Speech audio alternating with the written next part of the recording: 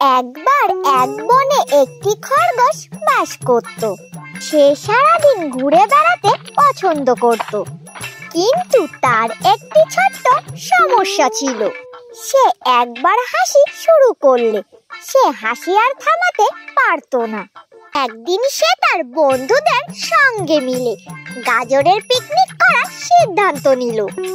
যখন সে গাজর খাচ্ছিল, তখন তার হাসিগুলো বুদবুদের মতো ফুটে ওঠে।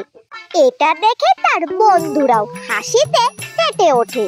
শীঘ্রই পুরো বন হাসিতে প্রতিধ্বনিত হয়। তাদের হাসি এতটাই প্রভাব ফেলেছিল যে এমনকি রাগী কচ্ছপও তাদের পিকনিকে না এসে থাকতে পারল না। সেও পিকনিকে যোগ দিল এবং সেও হাসতে শুরু করলো। সেই দিন থেকে খরগোশের অতিরিক্ত হাসিগুলো বনের ক্রুদ্ধতাকে সুখে পরিণত করার গোপন মন্ত্র হয়ে ওঠে।